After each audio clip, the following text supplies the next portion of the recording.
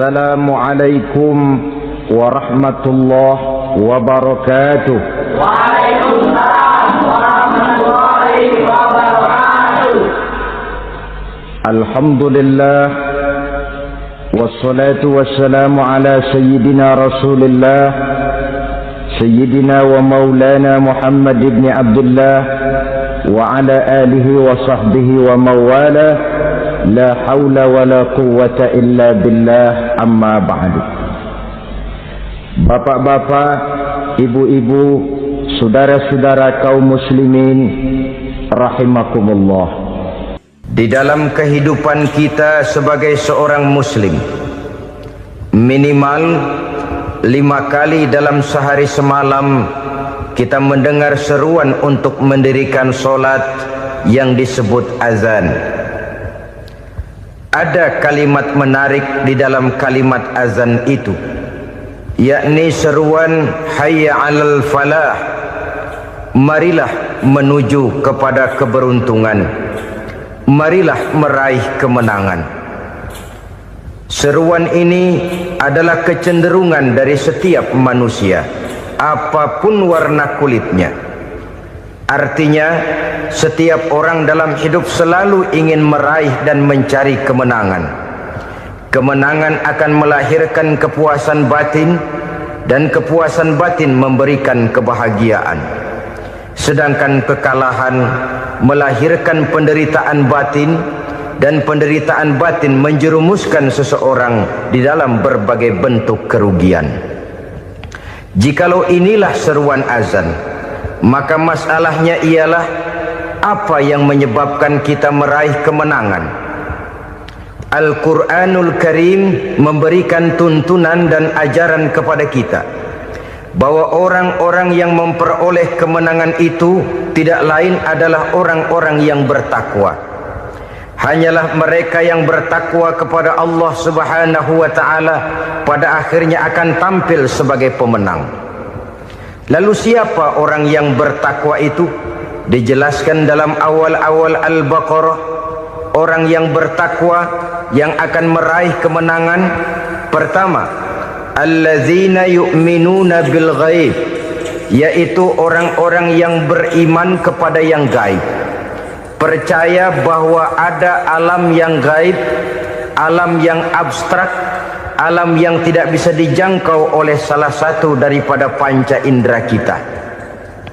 Mereka percaya dan beriman kepada adanya malaikat, beriman kepada adanya iblis dan jin, beriman kepada adanya alam kubur, beriman kepada adanya alam mahsyar, beriman kepada adanya alam akhirat, beriman kepada adanya surga dan neraka. Beriman bukan cuma sekedar beriman dalam ucapan bibir saja, tetapi beriman yang nilai iman itu mampu mewarnai gerak dan gaya hidupnya. Iman yang meresap sampai ke tulang sumsum, kemudian memberikan dampak positif di dalam kehidupan manusia.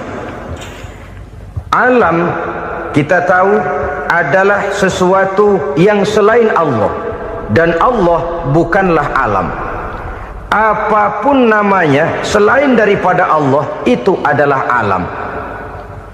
Alam pada hakikatnya terbagi menjadi 2. Ada alam syahadah, alam nyata, alam konkret, alam yang bisa dijangkau oleh salah satu indera kita. Kemudian ada alam ghaib, alam yang tidak bisa dijangkau oleh panca indera kita, alam metafisika, alam abstrak, alam yang wajib kita imani keberadaannya. Kita percaya bahwa malaikat itu ada. Kita percaya kepada jin, bahwa jin itu ada. Kita percaya kepada adanya iblis dan setan. Bukan percaya kepada iblis dan setannya, percaya bahwa iblis dan setan itu ada.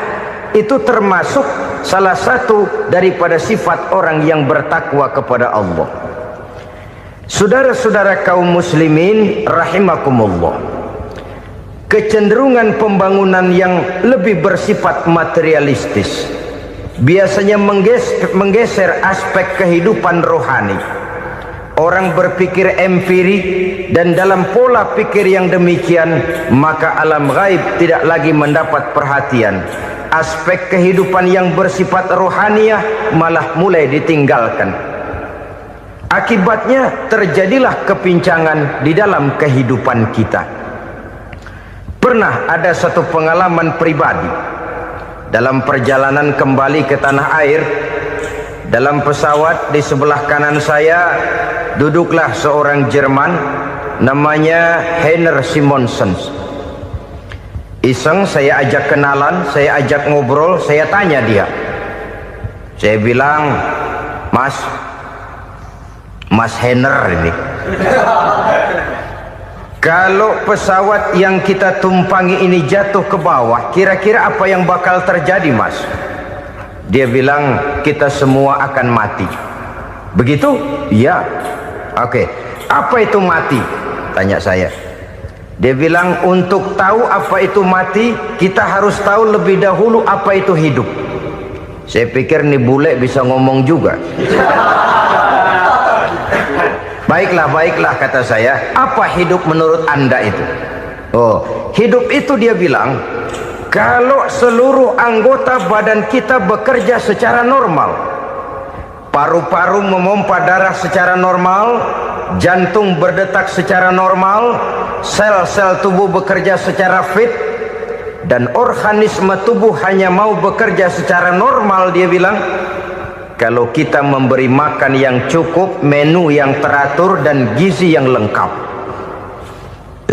Saya bilang, kesimpulannya apa, Ner? Dia jawab, hidup adalah dari tangan ke mulut. Life is from the hand to the mouth, kata dia. Hidup adalah dari tangan ke mulut. Jadi masalah hidup tidak lebih daripada masalah isi perut. Orang pergi pagi, pulang sore, peras keringat, banting tulang, perut yang dibelain. Saya bilang, you are wrong. Sampean salah, Ner. Kamu orang Islam bukan? Bukan. Pantas. Kenapa saya salah? Dia bilang, ya jelas salah. Salahnya di mana? Kamu ini manusia. Kalau hidup cuma dari tangan ke mulut, saya bilang, kambing di kampung saya juga begitu pikirannya, Ner. Itu kambing di kampung saya, asal perutnya kenyang, sudah hidup dia.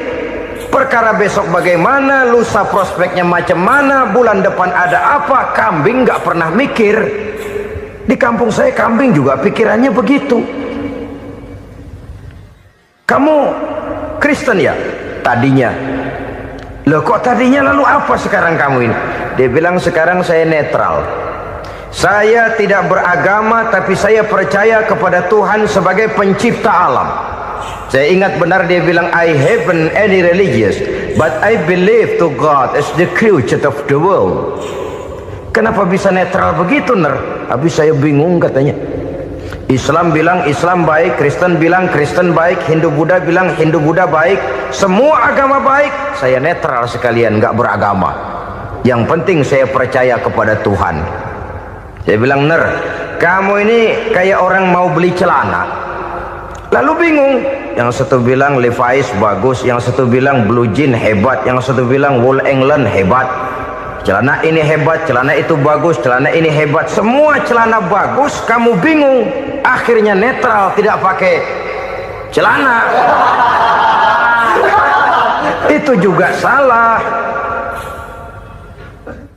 Saya pikir-pikir, kemudian saya melihat bahwa dua pola berpikir Heiner ini nampaknya sudah mulai menggejala di lingkungan masyarakat bangsa kita. Disadari atau tidak, secara jujur kita harus berkata, dua pola pemikiran Heiner ini mulai berkembang di tengah masyarakat bangsa kita. Pertama, pola pikir materialisme. Hidup adalah dari tangan ke mulut. Masalah hidup tidak lebih masalah isi perut. Itu yang perlu dibela, dan disitulah arti kehidupan. Pergi pagi, pulang sore, peras keringat, banting tulang untuk mempertahankan perut. Kalau sudah kemari cara orang berpikir, maka buat apa percaya kepada yang gaib? untuk apa sholat, untuk apa puasa, untuk apa zakat, untuk apa menghadiri majelis taklim? Tanpa kepercayaan kepada yang gaib, hidup berjalan menurut alur empiris dan materialis. Kalau sudah ke sana cara orang berpikir, biasanya orang lalu cenderung menghalalkan segala cara. Hanyalah orang yang percaya bahwa akhirat ada, hanyalah orang yang percaya bahwa alam kubur itu ada, hanyalah orang yang percaya bahwa malaikat itu ada, hidupnya akan lebih terarah dan terkendali. Karena kepercayaan kepada yang gaib, yang merupakan fase daripada kehidupan setelah hidup yang sekarang ini, mewarnai gerak pribadi seseorang di dalam dia melakukan kegiatan hidupnya. Pola berpikir materialisme, disadari atau tidak, mulai menggejala di lingkungan masyarakat bangsa kita. Hidup tidak lebih dari urusan tangan ke mulut, mulut ke tangan, tangan ke mulut. Asal perut sudah kenyang, hiduplah sudah. Perkara bagaimana prospek hari yang akan datang, bagaimana akhirat, tidak jadi persoalan. Ini yang oleh Nabi diperingatkan, ad-dunya sijnul mu'min wa jannatul kafir. Dunia adalah penjara bagi orang beriman dan surga bagi orang kafir. Dulu di zaman Belanda hadis ini pernah disalah tafsirkan, disalah artikan, digunakan sebagai senjata untuk mengkebiri dan membuat impoten umat Islam. Sudahlah umat Islam gak usah macam-macam, kata Belanda. Dunia ini kan penjara buat orang Islam, surga buat orang kafir. Di penjara jangan bertingkah.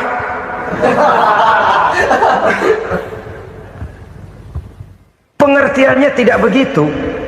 Dunia adalah penjara bagi orang mukmin. Artinya dalam kehidupan dunia seorang mukmin tidak bebas memperturutkan hawa nafsunya. Di penjara hawa nafsunya itu. Sebaliknya surga bagi orang-orang kafir. Buat orang kafir, surgalah dunia ini. Mereka bebas memperturutkan hawa nafsunya. Dilarang tidak terlarang, dicegah pun tidak tercegah. Mereka hidup menurut alur bisikan nafsu mereka sendiri. Kemudian bila ajal datang, maut merenggut nyawa, selesailah surganya sampai di situ. Maka bagi orang-orang yang tidak percaya kepada adanya akhirat, kepada adanya alam gaib, surganya sebatas umurnya. Sekali lagi, surganya sebatas umurnya. Bila umur selesai, ajal pun datang merenggut nyawa, selesailah sudah surganya sampai di situ. Alangkah pendeknya perjalanan orang-orang yang tidak percaya kepada alam gaib ini. Bagi kita mukmin, jikalau kita mampu memenjarakan hawa nafsu, kita bisa bahagia di dunia ini. Dan Islam memang tidak menyuruh kita sengsara di dunia. Raih dunia, kejar dunia, gapai dunia sebagai alat untuk mencapai kebahagiaan di akhirat nanti. Hidup adalah satu perjalanan panjang yang terbentang sejak kita terlahir dari alam rahim sampai kepada alam akhirat nanti. Andai kata kita gagal meraih kebahagiaan di dunia, toh kita masih punya akhirat. Tapi jangan jadi dalil yang melemahkan semangat. Biarin dah kita di dunia kebelangsak, yang penting akhirat. Akhirnya dunia benar-benar kebelangsak.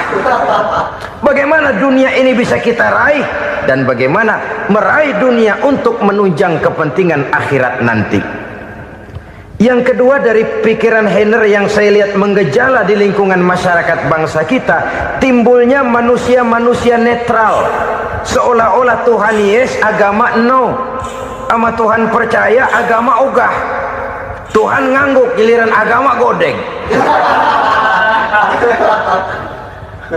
Padahal hampir dalam setiap ayat dalam Quran, kata-kata amanu biasanya bergandeng dengan wa amilus sholihat.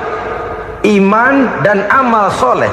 Ini sebagai isyarat Tuhan dan agama jangan pernah dipisah-pisah.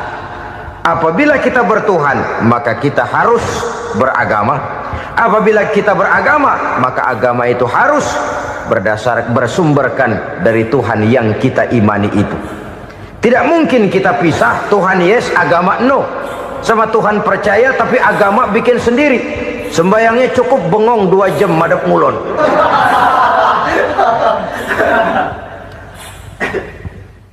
Saudara-saudara kaum muslimin rahimakumullah.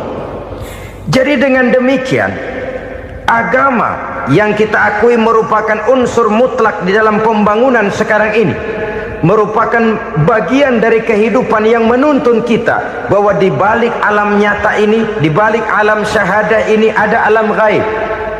Dan mudabbir, murabbi, yang mengatur, yang menguasai, yang memelihara baik dia alam nyata, baik dia alam gaib, tidak lain adalah Allah Subhanahu wa ta'ala. Di sana ada satu super power, satu maha kekuatan yang kita perlu bersandar kepadanya. Sebagai makhluk nyata yang hidup di alam nyata, berbuatlah secara nyata sebagaimana harusnya kita berbuat. Karena Islam jelas bukan agamanya orang pemalas. Islam jelas bukan agamanya orang yang mengajarkan setelah selesai sholat boleh duduk, nggelenggem ayam-ayam, ndelohom, menghitung bintang di langit sambil menunggu keajaiban. Tidak. Islam adalah agama yang mengajarkan apabila sholat sudah selesai kamu kerjakan, bertebaranlah di permukaan bumi, cari karunia Tuhanmu. Jangan hidup berpangku tangan menunggu keajaiban, karena hidup bukan undian. Jangan berharap untung besar tanpa mau peras keringat. Tapi di sebalik itu toh kita juga harus yakin bahwa di sisi usaha nyata yang kita lakukan ada satu super power, satu maha kekuatan gaib yang menentukan berhasil dan tidaknya usaha kita. Kepercayaan kepada hal semacam inilah yang mendorong kita untuk mempunyai sandaran vertikal, agar jikalau usaha ini berhasil, kita tidak lupa diri dan lupa daratan. Jikalau usaha ini gagal, kita tidak putus asa dan buruk sangka, tidak cupik pandangan dan sempit hati, tapi mampu melihat persoalan dengan kacamata putih sambil husnuzon kepada Allah Subhanahu wa ta'ala. Kita percaya malaikat itu ada yang namanya raqib dan atid, mengawasi gerak hidup kita sampai kepada gerak hati kita. Ini memberikan sugesti agar kita berhati-hati, tidak sejengkal tanah pun kita bisa berlindung dari pengawasan raqib dan atid. Ada munkar nakir yang akan menyoal kita di alam kubur. Ada malaikat Malik, penjaga neraka. Ada malaikat Ridwan yang menjaga surga. Kita percaya kepada adanya jin, kita percaya kepada adanya setan, iblis. Percaya kepada adanya, bukan mempercayai si setan, si iblis lalu menjadikannya sebagai teman. Tidak. Percaya bahwa mereka itu ada dan merupakan makhluk Allah yang gaib, yang diciptakan Allah Azza wa Jalla. Kepercayaan kepada alam gaib memberikan motivasi terhadap gerak lahir manusia, sehingga dengan motivasi kepercayaan kepada yang gaib, gerak lahir jadi lebih terarah, jadi lebih terpelihara. Pernah seseorang bertanya, "Pak, apakah adanya akhirat bisa dibuktikan secara ilmiah?" Saya bilang tidak bisa, tidak bisa. Kenapa? Karena yang berangkat nggak pernah pulang kembali lagi. Kalau dia pulang kemari bisa kita tanya bagaimana enak di sono. Cuma secara moral saya katakan, lebih beruntung orang yang percaya kepada akhirat daripada yang tidak. Sekarang saudara percaya akhirat ada, lalu saudara baik-baik di dunia, sholat, puasa, zakat, menolong orang lain, menebarkan kebajikan. Saudara mati, andai kata akhirat tidak ada, toh dalam hidup saudara sudah berbuat baik, paling tidak nama saudara akan dikenang sebagai orang baik. Sebaliknya, saudara percaya, kata saya, bahwa akhirat tidak ada, lalu hidup semau-maunya, tenggelam dalam maksiat dan munkarat, menentang Allah, tidak mau ruku dan sujud, lalu saudara mati, kemudian akhirat ada. Ayo, mau apa? Bekal tidak punya. Jadi secara moral lebih beruntung orang yang percaya kepada adanya akhirat daripada yang tidak percaya. Dan itu alam gaib yang tidak bisa dibuktikan secara eksat. Jangankan untuk membuktikan seperti itu, dalam kehidupan sehari-hari saja yang kita rasakan tidak selalu berbentuk toh. Angin, bagaimana sih bentuknya angin? Kita tidak tahu. Merah, buktinya kalau dikerok merah. Yang merah itu kulit, yang kulit kita bukan anginnya. Sakit, rasa sakit itu ada, tapi bagaimana bentuk sakit kita nggak pernah tahu. Kalau kita makan cabai pedas, bagaimana bentuk pedas itu tidak ada, tapi rasa ada. Bentuk pedas hijau, cabainya bukan pedasnya. Tidak semua yang kita rasakan bisa kita gambarkan dalam bentuk yang konkret. Oleh karena itu, sekali lagi bahwa kepercayaan kepada alam yang gaib mampu memberikan satu sugesti yang menata kehidupan seseorang lebih lurus, lebih terarah, dan lebih terkendali. Maka wajar kalau kepercayaan kepada yang gaib mengantarkan seseorang untuk meraih kemenangan. Kenapa? Dia percaya kepada yang gaib, bahwa akhirat ada, bahwa alam kubur ada, bahwa pertanggungan jawab itu ada. Maka dia lalu tidak hidup saenae udele dewe, itu loh. Tidak hidup menurut seleranya sendiri, terarah, teratur. Ini cirinya yang pertama. Orang bertakwa yang akan meraih kemenangan, mereka beriman, mereka percaya kepada yang gaib. Bahkan hal-hal konkret saja selalu berangkat dari yang gaib. Saudara-saudara, para remaja, para pemuda sekarang ini tidak pernah tahu toh siapa yang akan jadi teman hidup saudara. Kita bisa saja ngerancang, mentargetkan, tapi toh akhirnya yang namanya jodoh bukan kekuasaan kita.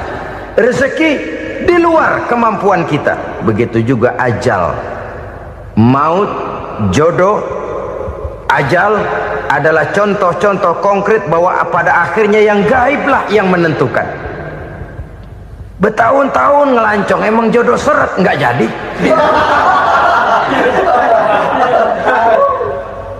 Begitu kenal baru setengah malam nginep ditangkap hansip kan.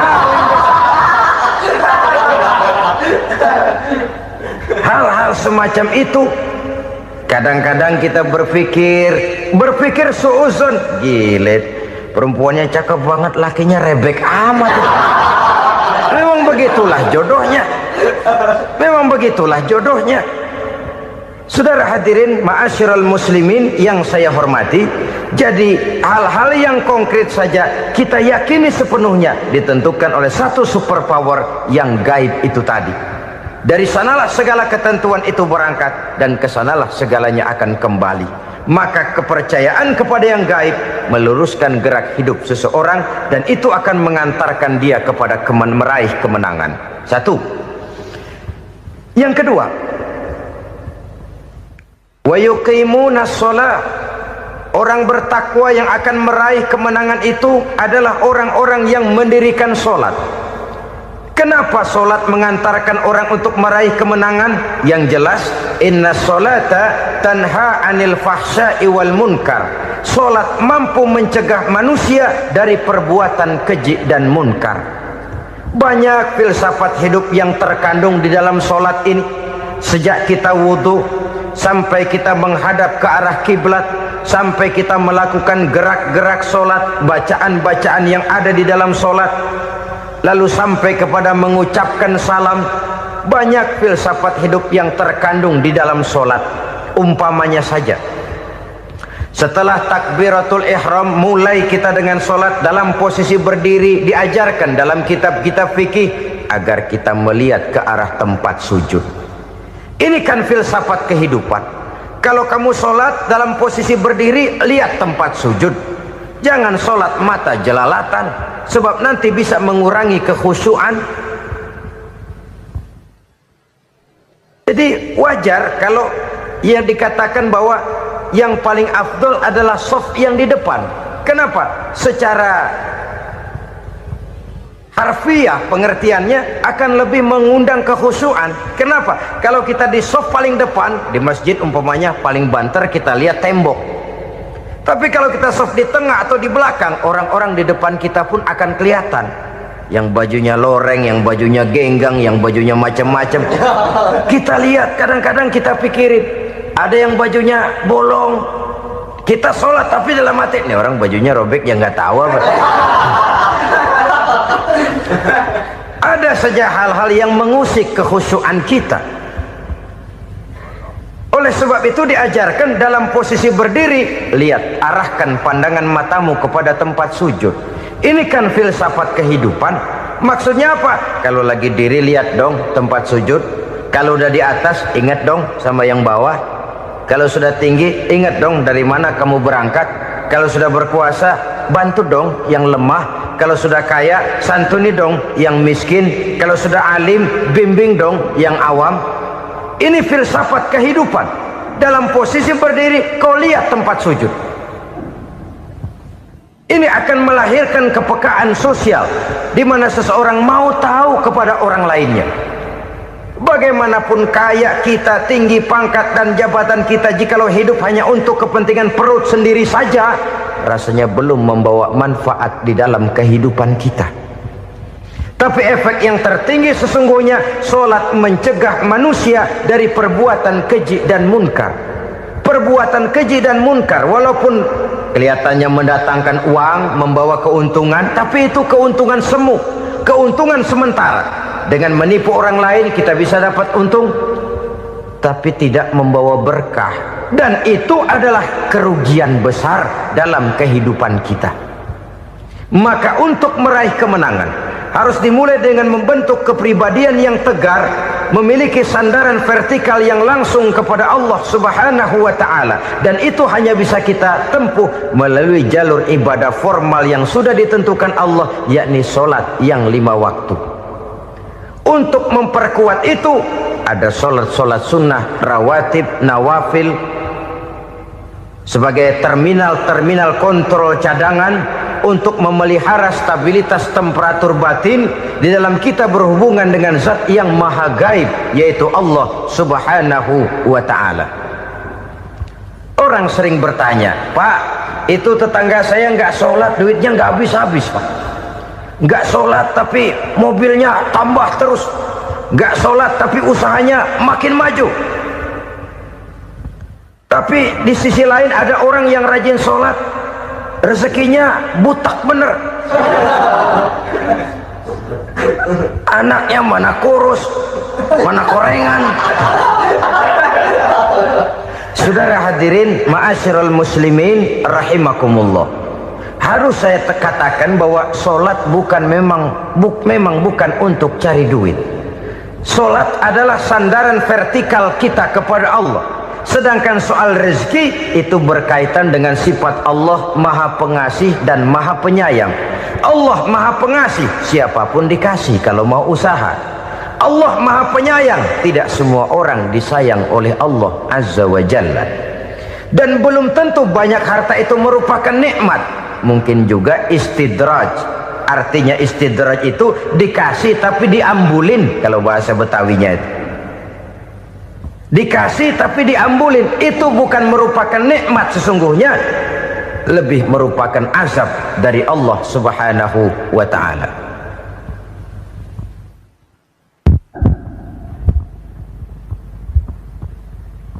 Agama mempunyai sistem solat, dan kita umat Islam telah dituntun oleh Allah Subhanahu wa ta'ala yang wajibnya 5 kali dalam sehari semalam mendirikan solat.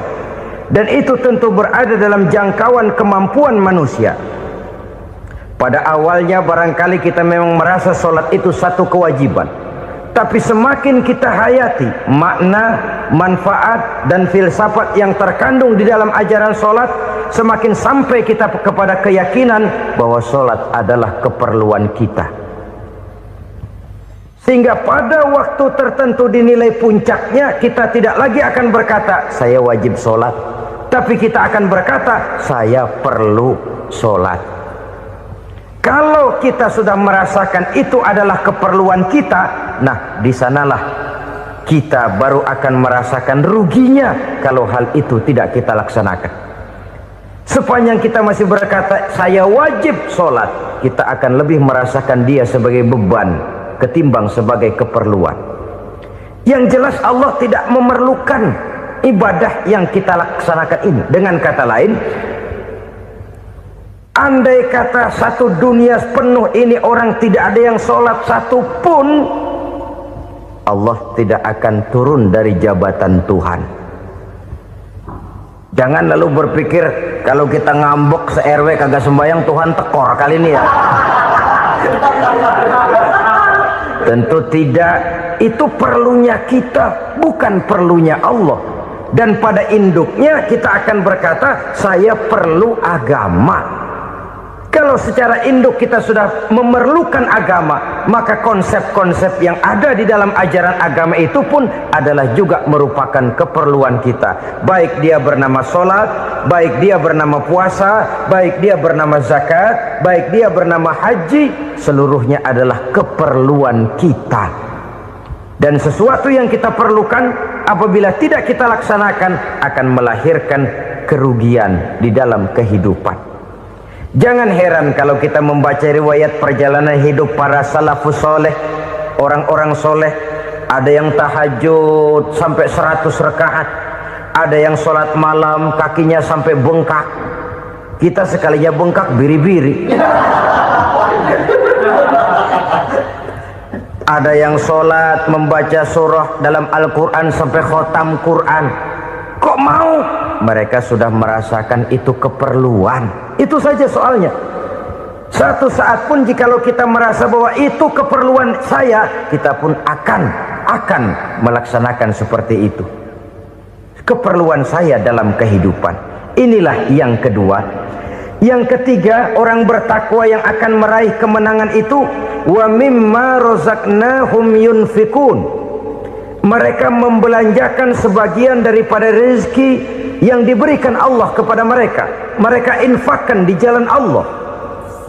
Ada satu dialog menarik. Satu hari seorang anak muda bertemu dengan seorang kakek-kakek yang sudah dikenalnya baik. Bertanyalah anak muda ini, "Kek, umur kakek berapa tahun?" 15 tahun, kata si kakek. "Anak kakek berapa orang?" 1. "Harta kakek berapa banyak?" 15 juta. Si anak muda ini bengong, lalu protes, "Kok kakek bohongin saya?" "Kenapa?" "Saya tahu umur kakek 70 tahun. Kenapa ngaku 15? Saya tahu anak kakek 5. Kenapa bilang 1? Saya tahu kakek miliuner, miliaran uang kakek. Kenapa ngaku cuma 15 juta? Begini, kata si kakek tadi.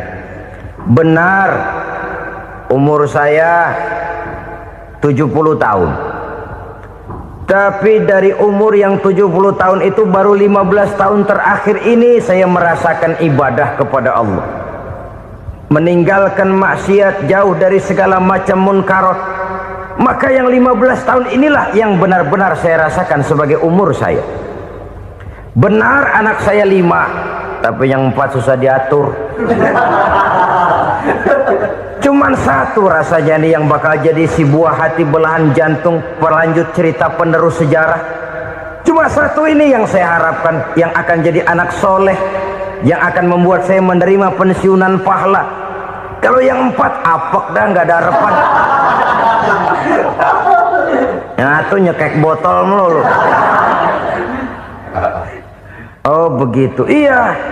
Lalu kenapa kakek bilang harta kakek cuma 15 juta padahal saya tahu kakek uangnya miliaran, depositonya banyak? Ya karena 15 juta itulah yang saya ingat yang pernah saya belanjakan di jalan Allah. Saya merasa itulah harta saya yang sebenarnya. Yang miliaran yang saya simpan di bank kelak kalau satu saat saya mati akan jadi rebutan di antara anak-anak saya. Iya kalau anak saya soleh kayak yang 1 ini. Kalau yang 4 tadi udah tulen dia bakal berantem dah berebut tuh. Jadi 15 juta yang saya belanjakan di jalan Allah inilah yang saya merasakan benar-benar harta saya yang sesungguhnya. Dialog ini patut menjadi bahan renungan kita bersama. Diberikan kita umur 40, 50, 60, 70, 80. Berapa tahun dari umur yang diberikan itu yang jalan mulus, yang kita gunakan untuk melaksanakan ibadah? Banyak harta kita simpan di bank, di lemari, di dompet, di tas. Tapi berapa yang sudah kita depositokan di jalan Allah yang akan menemani kita di hari kita kembali nanti?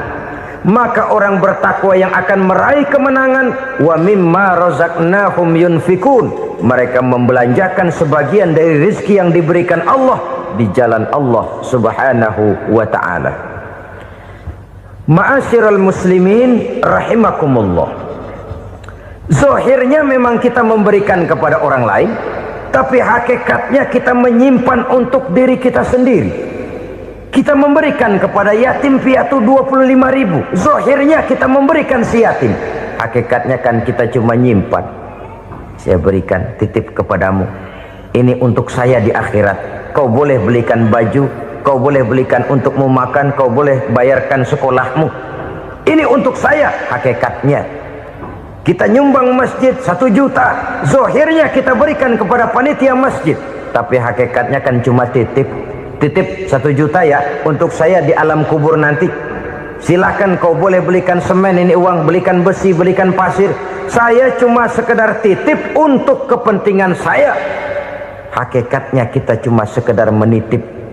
Sebagaimanapun pada hakikatnya, apapun yang kita miliki dalam kehidupan kan cuma sekedar hak guna pakai, bukan hak milik mutlak. Harta kita, rumah kita, kendaraan kita, kebun kita, pabrik kita, hak guna pakai saja. Hak milik mutlak cuma untuk Allah subhanahu wa ta'ala. Saudara-saudara kaum muslimin rahimakumullah, ini yang ketiga. Kemudian yang keempat, orang-orang bertakwa yang akan meraih kemenangan, allazina yu'minuna bima unzila ilaika, mereka yang beriman, mereka yang percaya kepada apa yang telah diturunkan kepadamu Muhammad, ay Al-Quran, yakni Al-Quranul Karim. Setelah percaya kepada yang gaib, mendirikan solat, kemudian menginfakkan sebagian dari rezeki yang diberikan Allah, mereka juga lalu percaya kepada yang diturunkan terhadap Nabi, yaitu tidak lain Al-Quranul Karim. Sekali lagi di sini, percaya bukan hanya sekedar percaya saja, tetapi percaya lalu menjadikan Al-Quran itu sebagai pedoman hidup. Sebab memang Al-Quran itu adalah GBHM, garis-garis besar haluan muslim.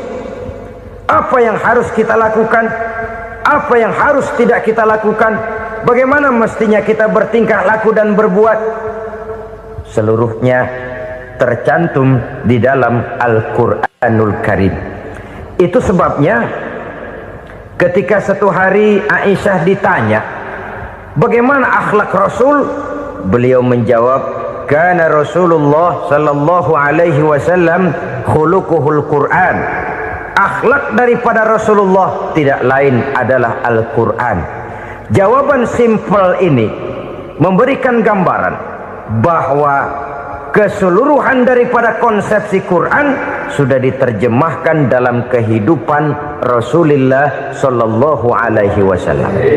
Karena kita tahu akhlak adalah keseluruhan dari gerak hidup manusia. Sejak ia berpribadi, berumah tangga, bertetangga, bermasyarakat, sampai kepada berbangsa dan bernegara, Al-Quran tetap memberikan sentuhan nilainya. Oleh karenanya, orang-orang yang bertakwa adalah orang-orang yang menjadikan Al-Quran sebagai pedoman dalam kehidupannya. Dan kita yakini Al-Quran diturunkan kepada Nabi Muhammad bukan merupakan produk Nabi Muhammad. Isi dan redaksinya langsung dari Allah subhanahu wa ta'ala.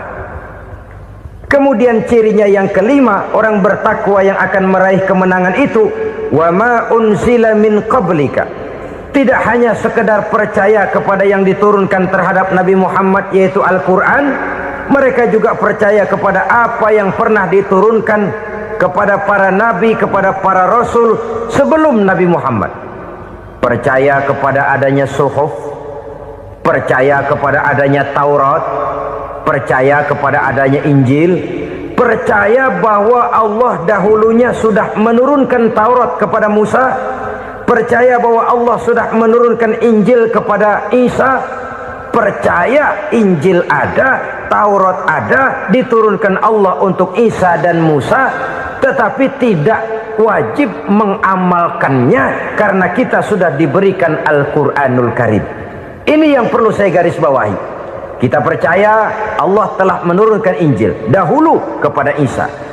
Kita percaya bahwa Allah telah menurunkan Taurat dahulunya kepada Nabi Musa. Kadang-kadang ini dijadikan dalih, dikacaukan pengertiannya. Quran saja mengajarkan bahwa orang yang bertakwa harus percaya kepada Injil, maka pakailah Injil. Apalagi kalau ayat sebelumnya ditilap, dihapus, dihilangkan, Injilnya yang ditekankan, maka akan terjadilah penekanan yang salah arah. Karena salah arah akhirnya bisa merusak dan menghancurkan akidah. Ketika Rasul suatu saat pernah ditanya orang, "Ya Rasul, bagaimana sikap kita sebagai muslim terhadap Injil yang ada sekarang?" Beliau menjawab, "La tukadzibuhu jami'an wa la tusaddiquhu jami'an." Jangan didustakan seluruhnya, jangan juga dibenarkan semuanya. Artinya, ini sudah merupakan gambaran dari Rasul bahwa dalam Injil yang ada sekarang masih ada ajaran-ajaran tauhid yang dibawa oleh Nabi Isa dan diajarkan kepada umatnya. Tapi juga dalam Injil yang sekarang ini sudah terkena intervensi dan investasi manusiawi. Karena itu Rasul menyimpulkan, la tukadzibuhu jami'an wa la tusaddiquhu jami'an. Jangan didustakan semua, jangan dibenarkan seluruhnya. Kita memang percaya Allah telah menurunkan Injil kepada Nabi Isa dulu, tapi kita tidak wajib mengamalkan Injil.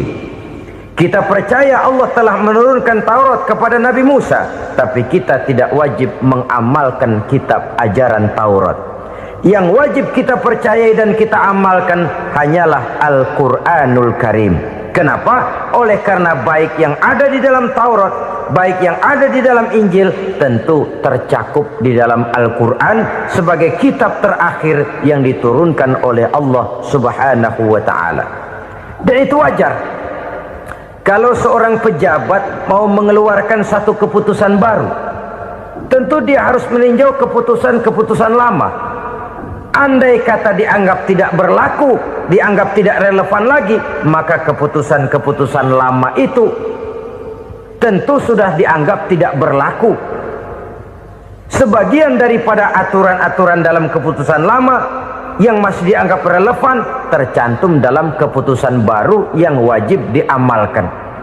Begitulah hubungannya antara Al-Quran, Taurat, Zabur, dan Injil.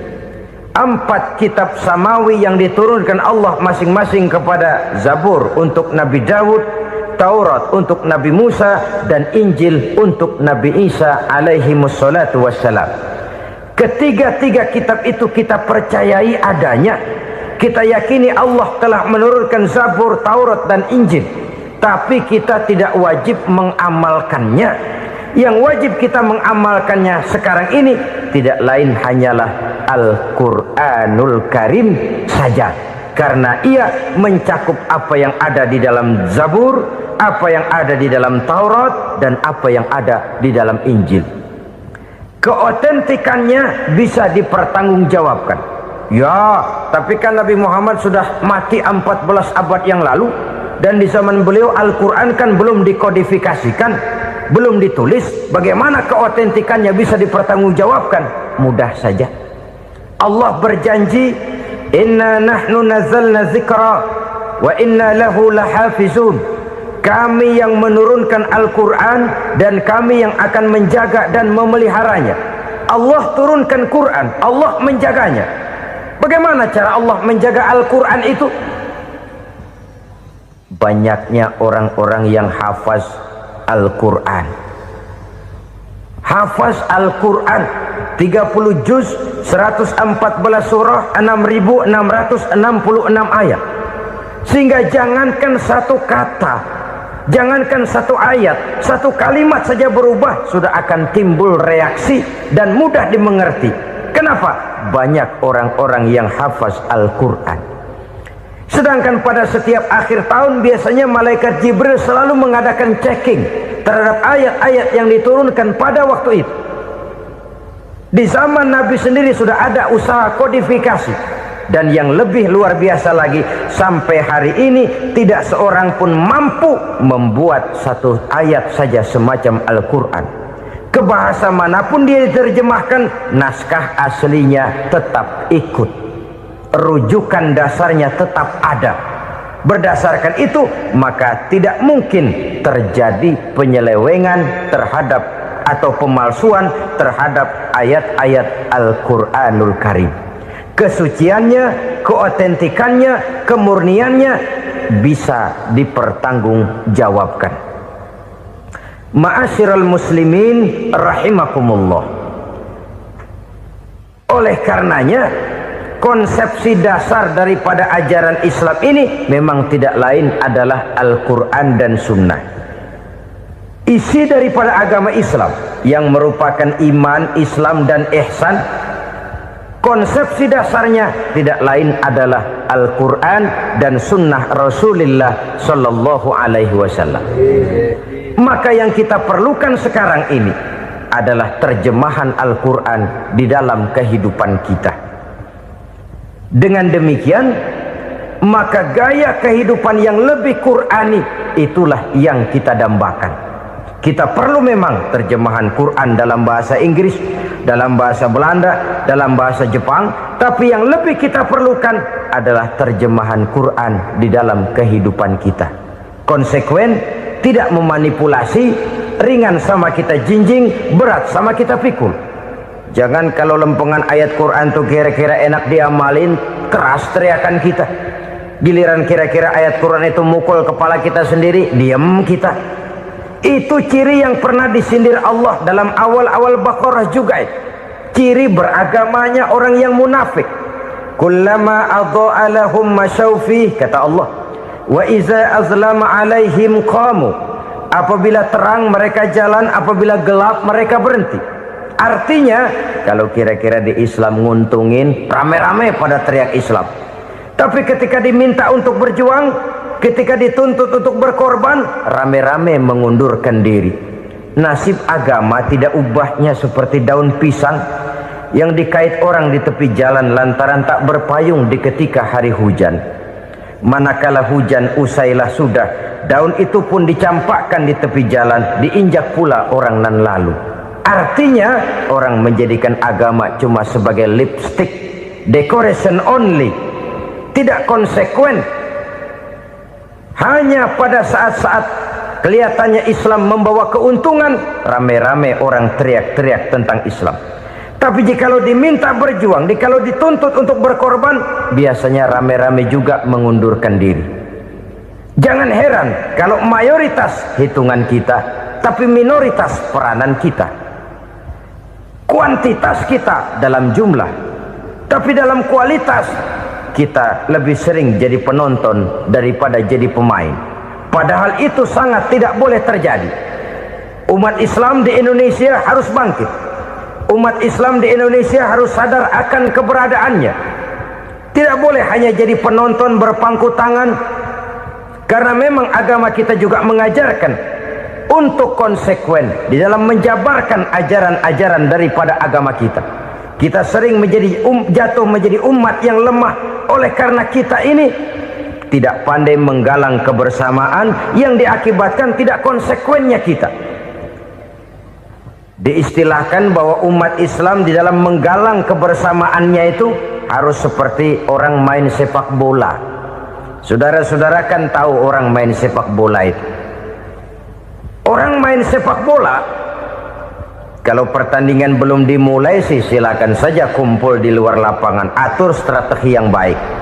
Tapi kalau pertandingan sudah dimulai, turun ke lapangan hijau, jangan kumpul terus. Ada sepak bola gotong royong. mundur rame-rame, depan ke depan kumpul melulu mainnya. Kalah. Orang main sepak bola itu ya harus ada penyerang tengah, harus ada penjaga gawang, harus ada strikernya, harus ada kiri luarnya, kanan dalamnya yang jadi backnya. Posisi boleh bermacam-macam, tapi yang penting saling ngoper untuk menggolkan gawang lawan. Begitulah umat Islam ini. Boleh ada yang jadi pejabat, boleh ada yang jadi pengusaha, boleh ada yang jadi petani, silakan ada yang jadi seniman, ada yang jadi penyair, ada yang jadi artis sekalipun. Tapi kalau sudah berhasil menguasai bola, jangan lupa operannya. Operan itu yang langka. Kita ini muslim kadang-kadang kalau sudah memegang menguasai bola, kalau belum mau mampus, belum mau ngoper. Nanti kalau sudah nggak punya bola, baru mau ngoper. Kalau sudah dengar-dengar mau dekat pensiun, baru mau jihad, baru mau berjuang, baru mau ngurus pesantren. Tanda tangan sudah tidak laku, memo sudah tidak dihargai, baru mau berjuang. Kemarin kemana mas? Kita tidak pandai memanfaatkan posisi. Dengan kata lain, kalau kembali kepada persoalan kita, konsekuensi kita terhadap agama yang kita anut ini belum ideal. Kita masih lebih sering berislam ini pada saat-saat yang menurut perhitungan kita membawa keuntungan. Tapi kalau diminta berjuang, dituntut berkorban, yang itu pun hakikatnya adalah untuk kepentingan kita juga. Allah tidak pernah menuntut kita untuk jihad bagi kepentingan Allah, itu tidak. Berjuang menegakkan agama Allah, apakah untuk kepentingan Allah? Tidak. Untuk kepentingan kita. Sebab nilai-nilai jihad itu pada akhirnya akan membawa kita kepada satu kebahagiaan. Setidaknya kalau tidak di dunia, tentu di akhirat sebagai syahid. Oleh karena itu, pada bagian akhir ini saya ingin mengajak, marilah kita konsekuen. Sekali kita berkitabkan Al-Quranul Karim, mari dia kita jadikan pedoman. Jangan cuma kita jadikan sebagai penghias dinding, pelengkap rumah, bahwa di rumah kita ada Al-Quran, tapi yang baca kecoa. Habis pada bolong tuh Quran. Yang penting kan punya Quran. Ditaruh di pintu rumah. Biar apa? Biar kuntilanak kagak masuk katanya. Ya apa itu nasib Quran, cuma kerjanya jaga pintu, ngusir kuntilanak, ngusir memedi. Bagaimana kita hidup menurut tuntunan Al-Quran? Kadang-kadang tidak pernah menjadi masalah bagi kita. Maka bagaimanakah Al-Quran akan mungkin membawa keberkahan dalam hidup kalau ajarannya kita injak-injak dalam keseharian kita? Mewujudkan gaya hidup yang lebih Qurani, itulah yang akan kita rintis di dalam kehidupan kita, bertahap, step by step, menurut kemampuan yang ada pada kita. Jika jalan ini tidak bisa kita selesaikan, percayalah akan ada generasi penerus yang akan melanjutkan usaha dan cita-cita mulia itu. Jadi percaya kepada Taurat, percaya kepada Injil, sekadar percaya Allah dahulunya sudah menurunkan itu, tapi kita tidak wajib mengamalkannya. Kenapa? Generasi Injil masa berlakunya sudah kedaluarsa. Taurat masa berlakunya sudah kedaluarsa. Injil pernah berlaku untuk orang Nasrani di zaman Nabi Isa. Taurat pernah berlaku untuk orang Yahudi di zaman Nabi Musa. Setelah generasinya berlalu, datang Rasul penutup yang membawa Al-Quranul Karim. Maka Al-Quran itulah yang berlaku menjadi pedoman sampai hari akhir nanti. Jangan jauh dari Al-Quran, karena apabila ini kita lakukan, maka kita akan kembali kepada satu gaya hidup yang jauh dari tuntunan agama, dan itu artinya kita akan semakin jauh untuk meraih kemenangan. Saudara-saudara kaum muslimin rahimakumullah, yang keenam, yang terakhir, orang-orang bertakwa yang akan meraih kemenangan itu wabil akhirati hum yuqinun. Mereka percaya, mereka yakin seyakin-yakinnya akan adanya hari akhir, di mana seseorang akan mempertanggungjawabkan seluruh perbuatannya di dalam hidup ini. Dan tidak ada satu perbuatan yang bagaimana kecilnya sekalipun yang tersembunyi dalam pandangan manusia yang tidak akan dibukakan persoalannya di mahkamah Qadi Rabbul Jalil di akhirat nanti. Itulah sebabnya maka percaya kepada akhirat disebut secara khusus. Padahal di awal tadi sudah dijelaskan yu'minuna bil ghaib, percaya kepada alam gaib, dan alam gaib ini termasuk akhirat. Kenapa pada bagian akhir disebut lagi akhirat? Karena ternyata bahwa kepercayaan kepada adanya akhirat merupakan induk dari kepercayaan terhadap adanya malaikat, setan, jin dan lain sebagainya, dan akan lebih memberikan sugesti dalam kehidupan manusia untuk meluruskan gerak hidupnya. Jikalau satu saat tergerak hati akan berbuat kejahatan, ingin mencuri, sadarlah, awas ada akhirat. Sebab kalau kita cuma teriak awas ada polisi, itu cuma tertunda sementara, begitu polisi meleng embat. Kalau kita ingin berbuat jahat cuma berteriak awas ada hansip, cuma sementara ketika hansip itu ada. Tapi kalau ceritanya awas ada akhirat, mau menyeleweng awas ada akhirat, mau berjudi awas ada akhirat, mau mencuri awas ada akhirat. Keyakinan yang akan meluruskan gerak hidup manusia sehingga gerak itu jadi lebih terarah dan terkontrol, tidak merugikan baik diri sendiri, lebih-lebih orang lain. Ternyata bahwa kepercayaan kepadanya adanya hari akhirat sanggup menjadi sumber daya kontrol dari kehidupan manusia sehingga ia tidak terjebak dalam perbuatan maksiat dan munkarat. Saudara-saudara kaum muslimin, inilah saja yang kita bicarakan pada pertemuan kali ini. Semoga Allah subhanahu wa ta'ala memberikan kekuatan zahir dan batin kepada kita untuk dapat meraih kemenangan dengan beriman kepada yang gaib, mendirikan solat, membelanjakan sebagian dari rezeki yang diberikan Allah, percaya kepada Al-Quran, beriman kepada kitab-kitab yang diturunkan sebelum Al-Quran, lalu meyakini adanya hari akhirat. Terima kasih.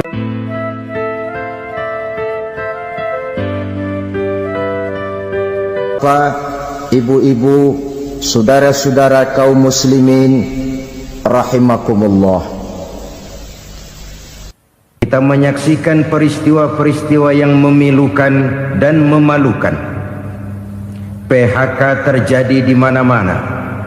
Pengangguran meningkat, harga-harga membumbung tinggi, daya beli rakyat semakin lemah.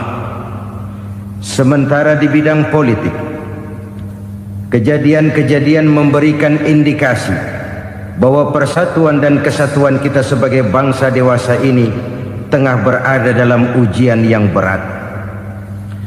Pada jumpa kita kali ini, tanpa bermaksud untuk mencari kambing hitam dari bencana yang kita hadapi, saya ingin menyampaikan sebuah hadis yang diriwayatkan oleh Imam At-Tabarani dari Ibnu Abbas bahwa Rasulullah sallallahu alaihi wasallam bersabda, khamsun bi khamsin, ada 5 perkara yang dapat menimbulkan 5 macam bencana. Mari kita renungi hadis ini satu demi satu sebagai bahan introspeksi buat kita semua dalam menghadapi bencana yang tengah berlaku sekarang ini. Yang pertama, manaqasa qaumul ahda illa sullita alaihim aduwwuhum. Apabila suatu kaum sudah mengingkari janjinya, maka mereka pun akan dikuasai oleh musuh-musuh mereka. Sederhana saja nampak kalimat dalam hadis ini. Apabila orang sudah mengingkari janji, mereka akan dikuasai oleh musuh-musuh mereka sendiri. Dan musuh kita yang paling utama saat ini adalah kemiskinan dan kebodohan. Kenapa itu terjadi? Karena kita mengingkari janji kita sendiri. Di saat awal-awal berdirinya Orde Baru, kita pernah berjanji untuk melaksanakan Pancasila dan Undang-Undang Dasar 45 secara murni dan konsekuen. Kita berjanji bahwa kita akan menegakkan pemerintah yang bersih dan berwibawa. Itu semua pada permulaannya. Waktu demi waktu berjalan, kita lupa dengan janji yang kita ucapkan itu. Ketuhanan yang Maha Esa kita ucapkan, tapi kesetanan yang luar biasa yang kita lakukan. Kemanusiaan yang adil dan beradab yang kita dengungkan, tetapi kemanusiaan zalim dan biadab yang kita praktekkan. Sederhana saja saudara, hampir setiap pejabat pada posisi-posisi kunci, di awal-awal ia memangku jabatan itu, biasanya ia mengucapkan sumpah dengan lafaz demi Allah, bahwa dalam melaksanakan jabatan ini saya tidak akan menerima hadiah atau pemberian dalam bentuk apapun. Itu pada permulaannya. Lama-lama rupanya hadiah itu asik juga, mulai diterima. Lama-lama dirasa kurang, mulai menagih. Dan akhirnya terjadilah praktek yang disebut suap menyuap, semir menyemir, dan lain sebagainya. Kalau ini sudah menjadi kenyataan, bagaimana kita mau menegakkan pemerintah yang bersih dan berwibawa? Undang-Undang Dasar 45 menyatakan bahwa bumi, air, dan seluruh kekayaan negara dikelola oleh negara bagi sebesar-besar kemakmuran rakyat. Yang terjadi adalah bahwa kita merasa mewakili rakyat untuk menikmati harta dan kekayaan negara, sehingga rakyat banyak tidak bisa ikut menikmatinya. Menumpuklah harta itu sehingga terjadilah pepatah, gunung ditimbun, sumur digali. Yang kaya semakin kaya, yang miskin semakin terpuruk. Kita ingkar dengan janji yang kita ucapkan di awal-awal kita bergerak. Kita ingkar dengan janji pada saat kita mengatakannya dengan menyebut nama Allah, dengan mempertaruhkan nama Tuhan, sehingga pada akhirnya jabatan pun mengalami tender. Sudah menjadi rahasia umum, orang mau jadi lurah mesti mengeluarkan uang, mau jadi camat mesti mengeluarkan uang, mau jadi wali kota, bupati, bahkan gubernur, itu ada pasarannya. Secara logika, kalau orang memperoleh satu jabatan karena banyak mengeluarkan uang, tentu pada saat ia mengeluarkan uang, ia sudah punya pemikiran, modal pasti pulang, modal pasti kembali. Kalau orang memperoleh suatu jabatan karena banyak mengeluarkan uang, maka langkah pertama yang dia lakukan setelah memangku jabatan itu ialah bagaimana uang bisa kembali, bagaimana modal bisa pulang. Kalau modal sudah pulang, pikiran berikutnya bagaimana supaya dapat untung. Lalu kapan mau bekerja untuk kepentingan rakyat? Itu nomor 18. Kemudian kalau ada proyek-proyek besar, pertanyaannya ialah bukan apakah proyek ini bermanfaat bagi rakyat, apakah proyek ini layak untuk diteruskan, tetapi yang jadi pertanyaan paling utama ialah bagian saya berapa duit dari proyek ini. Kita bisa lihat proyek, mega proyek lahan 1 juta hektar di Kalimantan Tengah, triliunan rupiah, dan proyek itu gagal. SD Impres bulan ini diresmikan, bulan depan retak. Jembatan-jembatan bulan ini gunting pita, bulan depan runtuh. Kita ingkar dengan janji. Kita berkata kita bekerja untuk kepentingan rakyat, tapi kita tidak pernah mengenal rakyat itu. Apabila suatu kaum sudah mulai mengingkari janji, maka mereka akan dikuasai oleh musuh-musuh mereka. Akibatnya tersusunlah barisan-barisan sakit hati, yang makin lama makin menjadi bola salju, menggelinding membesar, dan kemudian terjadilah hal-hal yang tidak kita inginkan lagi. Apabila suatu kaum sudah mengingkari janji, maka mereka akan dikuasai oleh musuh-musuh mereka. Ini penyebab bencana yang pertama. Kita tidak konsekuen. Tadinya kita dengan lantang teriak-teriak berantas korupsi, ganyang korupsi. Pada waktu kita belum mendapat kesempatan. Setelah kita naik punya kesempatan, rupanya korupsi enak enak juga dirasa.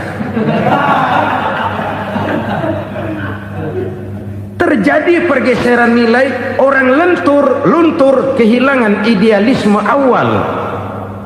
Lalu untuk menghibur diri, menutup kesalahan, kita gunakanlah pepatah bahwa tidak ada gading yang tak retak, bahwa kita harus mikul dhuwur mendem jero. Itu semua cuma sebagai dalih agar kesalahan kita tidak dibicarakan orang lain. Padahal kita sendiri yang mengingkari janji. Kita yang keluar dari komitmen awal kita. Kita berjanji melaksanakan Pancasila dan Undang-Undang Dasar 45 dengan murni dan konsekuen. Kita berjanji untuk menegakkan pemerintah yang bersih dan berwibawa. Namun dalam kenyataannya itu tidak kita laksanakan dengan sebagaimana mestinya. Kita bergeser, kita mengalami proses degradasi, peluncuran nilai, dan akhirnya terbentuklah barisan-barisan sakit hati yang semakin lama semakin membesar itu. Kita harus introspeksi. Memang kalau zaman sedang susah, biasanya kambing hitam laris, tukang kompor gentayangan. Itu dari dulu selalu mencari kambing hitam. Karena itu kita tidak bicara orang, kita tidak bicara siapa yang salah, kita bicara sistem, dan sistem itu bisa mengena siapa saja. Kalau orang sudah mulai mengingkari janji, bergeser dari komitmen awal, itu sudah mulai ia mengalami proses peluncuran, proses degradasi. Ini penyebab yang pertama. Kita tidak lagi konsekuen bahwa bumi, air, sumber daya alam adalah milik negara, dikuasai oleh negara, digunakan bagi sebesar-besar kemakmuran rakyat. Ternyata rakyat yang makmur itu tidak merupakan gambaran yang menyeluruh dari rakyat kita. Undang-undang dasar kita menganut ekonomi kekeluargaan, tapi yang kita praktekkan adalah ekonomi keluarga. Kalau bukan keluarga nggak dapat proyek. Kalau bukan keluarga nggak dapat macam-macam. Kekeluargaan kita rubah menjadi keluarga, timbullah penyakit nepotisme. Kita bergeser, kita ingkari janji, dan kita anggap kita atasnamakan rakyat. Rakyat cuma sekedar jadi address, rakyat cuma sekedar jadi alamat, tetapi kehidupan mereka tidak banyak berubah dan tidak banyak terangkat. Kaum muslimin rahimakumullah, ini penyakit yang pertama, penyebab bencana yang pertama. Yang kedua, kata Nabi, wa ma hakamu bighairi ma anzalallah. Apabila hukum yang diterapkan sudah tidak lagi bersumber dari hukum Allah, illa fasha fihimul faqru, maka akan bertebaranlah kemiskinan di mana-mana. Ini artinya apa? Apabila hukum tinggal sebuah stempel, apabila hukum sudah diatur menurut kepentingan, apabila hukum sudah tidak lagi ditegakkan secara adil, maka kemiskinan merambah di mana-mana. Hukum diatur menurut selera orang yang sedang berkuasa, maka yang benar bisa jadi salah, yang salah bisa jadi benar. Hukum dalam kenyataan hidup berlaku seperti pisau. Pisau itu kan saudara lihat, yang namanya pisau dimanapun itu tajamnya ke bawah, ke atas tumpul. Kalau hukum itu, kalau untuk rakyat, hukum itu tajam bukan main, cepat sekali dilaksanakan. Tapi giliran menengah ke atas, yang gedean dikit berbuat salah, hukum tompul. Hukum pura-pura tidak dengar. Akibatnya terluka rasa keadilan rakyat. Satu kasus rakyat diam, dua kasus rakyat diam, tiga kasus rakyat diam, kasus terakumulasi di hati rakyat. Luka rasa keadilan, dan itu menjadi sumber bencana. Penjarahan, kita tidak setuju itu, tapi kita harus melihat kausalnya. Itu kan tidak berdiri sendiri. Itu kan karena terlukanya rasa keadilan rakyat, melihat kesempatan ini tidak merata. Kalau rakyat ini yang ngajukan kredit ke bank, walaupun jumlahnya cuma jutaan, ratusan ribu, susahnya 17 setan. Tapi ada orang-orang tertentu yang agunannya palsu, jaminannya palsu, bawa kata belece, bukan cuma miliaran, triliunan kredit bisa keluar. Terluka rasa keadilan, hilangnya kesempatan. Rakyat cuma dapat kesempitan, jarang dapat kesempatan. Dari lukanya rasa keadilan ini, memang ya entah lipstik, entah basa-basi, dibentuklah tim ini, dibentuklah badan pengawas ini, dibentuklah tim ini. Kalau membentur tahu, hancur tahu. Tapi kalau tim yang dibentuk membentur karang, bukan karangnya yang hancur biasanya, timnya yang bubar. Kenapa? Yang dibentur batu karang yang sangat keras. Kita main-main dengan hukum, kita tidak konsekuen dengan hukum, luka rasa keadilan, dan itu terakumulasi. Edi Tamsil, rakyat tahu, terakumulasi, menguap begitu saja. Kasus-kasus lain rakyat tahu, menguap begitu saja. Ketidakadilan, ketidakadilan, ketidakadilan terakumulasi, mengendap di hati rakyat, menunggu ledakan. Pada saat sumbu meledak, rakyat tidak bisa dibendung lagi. Oke, kita tidak setuju dengan penjarahan, tapi jangan melihat itu sebagai peristiwa yang berdiri sendiri. Kenapa itu terjadi? Kausalnya kenapa? Oke, kita tidak setuju memang, tapi yang dijarah oleh rakyat kan memang cuma untuk perut. Yang dijarahkan beras, yang dijarahkan televisi, yang dijarahkan kulkas yang masih bisa dihitung, yang memang real untuk kebutuhan rakyat. Penjara-penjara berdasi kepala botak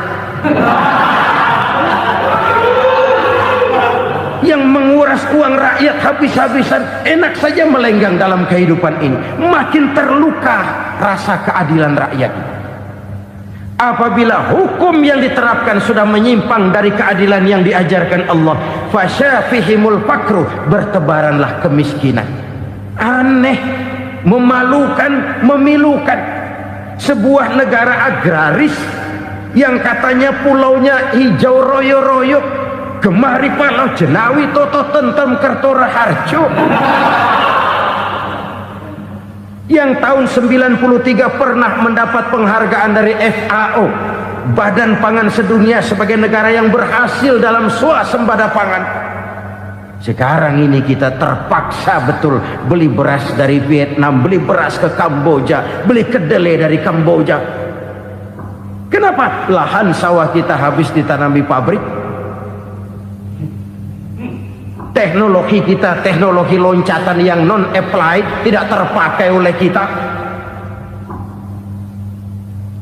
Lantas lahan yang tidak bisa kita tanami, kita paksakan lahan-lahan gambut menjadi tanah pertanian yang subur dengan biaya triliunan, dan kita gagal. Kita cari jarum dan kapak hilang. Kita mau jadi negara industri dengan loncatan teknologi yang maju, kita lupakan pola pijak kita sebagai negara agraris, dan akhirnya kita kecolongan. Lihatlah dewasa ini, rakyat kita antri sembako di mana-mana. Di sebuah negara agraris, ketidakadilan melahirkan kemiskinan, kemiskinan moral dan kemiskinan material.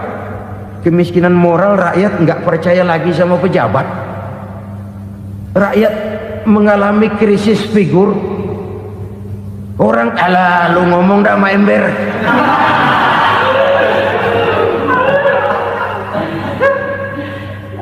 Penataran yang menghabiskan biaya miliaran itu melahirkan pejabat-pejabat korup. Pengawasan yang menghabiskan biaya miliaran itu ternyata impoten, mandul. Kemiskinan moral.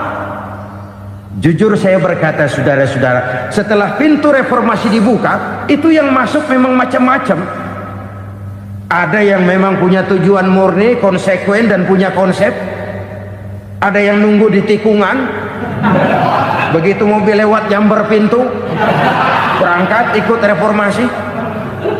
Ada Ada yang memanfaatkan momentum mumpung untuk nyampein unek-unek, ngerti nggak, pokoknya ngomong. Sehingga keadaan semakin rancu, kebingungan semakin menjadi-jadi, masalah yang paling urgent tidak terselesaikan. Sekarang ini orang berpikir mendingan jadi pala ular daripada jadi buntut macan. Buntut macan memang hebat macan, tapi kalau buntutnya cuma ugel-ugel di belakang buat apa? Mendingan jadi pala ular, kecil juga nyaplok. Artinya ya biar kecil juga kalau punya partai kan gagah. Lalu rame-rame bikin partai kayak bikin arisan. Orang makin mengalami dislokasi. Semua mau jadi pahlawan, semua mau nomor satu, semua ngomong. Iya kalau bidangnya, kalau bukan makin rancu. Marilah lewat kesempatan ini saya mengajak kita untuk tahu diri. Biarkan politisi ngomong politik, biarkan ekonom menata ekonomi, biarkan praktisi bicara soal hukum, biarkan rakyat munajat, istighfar, mohon pertolongan Allah. Tahu diri kita. Kalau memang ayam, kukuruyuk aja dah. Kalau memang kucing, ayo ngeong. Kalau kambing, silahkan ngembe. Udah tahu ayam, ngeong bunyinya. Suaranya palas, orang nggak ngerti, bingung, makin menjadi-jadi. Ibarat kesebelasan sepak bola bangsa kita sekarang ini, rame-rame mau bikin gol, kiper ikut nyerang sekarang. Memilukan dan bahkan memalukan. Wa ma hakamu bighairi ma anzalallah illa fasyafihimul fakru. Kalau hukum yang diterapkan sudah menyimpang dari keadilan yang diajarkan Allah, bertebaranlah kemiskinan di mana-mana. Coba sekarang ini yang punya duit bingung, apalagi yang kagak punya duit. Yang pengusaha gede ngeluh, apalagi yang pengusaha pas-pasan. Yang kagak punya beras, yang punya beras saja masih bingung, apalagi yang nggak punya beras. Ini sudah demikian merata. Dulu kita kagum mendengar konglomerat kelas buadah, kelas-kelas yang seakan-akan cuma ada dalam khayalan mereka, punya kekayaan miliaran dolar, triliunan. Sudahlah, seolah-olah nggak terjangkau sama kita. Weh, ternyata yang gede-gede itu juga gede utangnya. Dan rontok satu demi satu. Ternyata rakyat selama ini cuma dialamatkan, cuma dijadikan address. Rakyat yang tidak banyak ngerti persoalan ini harus menanggung hidup ini begini berat, harus menanggung beban hidup ini begini tinggi. Daya beli semakin lemah, semakin terpuruk dan terpuruk, sedang keadaan belum juga banyak berubah. Yang hutang sama luar negeri itu kan bukan rakyat kecil, Ciano. Yang banyak nyimpen dolar juga kan Ciano. Rakyat kecil bocah kampung mah jangankan nyimpen dolar, ngelihat juga tumben. Kemana kita mesti bercermin? Sekali lagi saya mengatakan maaf, kita tidak bermaksud mencari kambing hitam. Karena itu kita tidak bicara orang, kita bicara sistem, kita bicara keadaan. Beginilah yang dikatakan Nabi, penyebab timbulnya bencana, hukum yang ditegakkan tidak lagi berorientasi kepada keadilan, tapi berorientasi kepada kepentingan.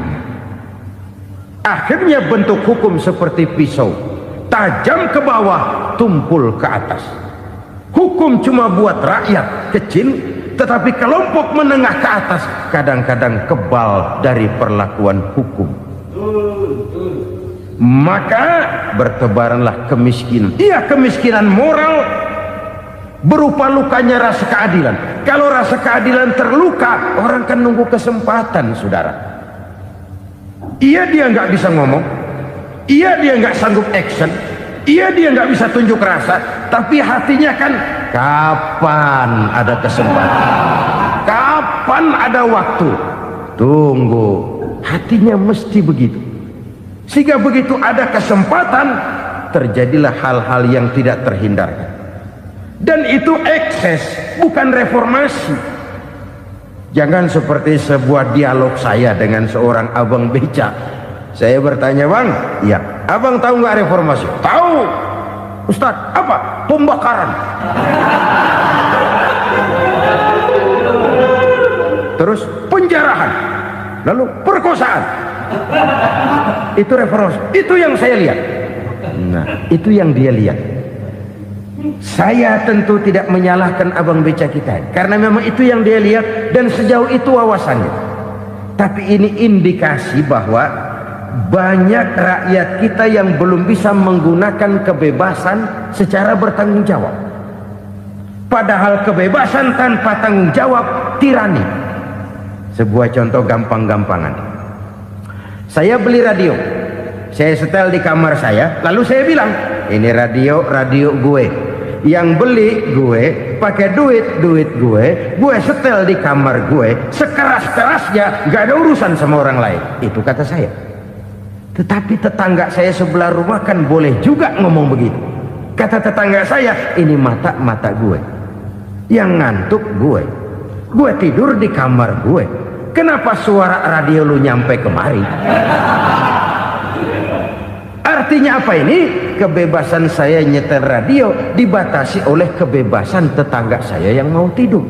Tidak ada kebebasan mutlak. Kebebasan mutlak tanpa tanggung jawab kembali akan melahirkan tirani, kembali akan melahirkan pemaksaan kehendak. Dan itu lagi-lagi bukan demokrasi. Saudara-saudara kaum muslimin rahimakumullah. Ini penyakit yang kedua, lukanya rasa keadilan, terutama di kalangan rakyat kecil. Itu mengendap menjadi akumulasi dan menunggu giliran kapan bisa dimuntahkan. Dengan kata lain, rakyatnya udah banyak banget makan yang perutnya jadi enak, nyelam. Kapan nunggu muntahnya? Udah begini banyak akumulasi yang mereka pendam di perut ini, sehingga ketika terjadi kesempatan itu sudah tidak terkendalikan lagi. Kita out of control. Saya tidak mentolerir sikap-sikap kekerasan. Bahkan saya lebih cenderung bahwa kalau di rumah kita banyak tikusnya saja racuni, jangan rumah dibakar. Bahwa ada korupsi, iya. Ada kolusi, memang. Ada nepotisme, tentu. Tetapi tikusnya saja racuni.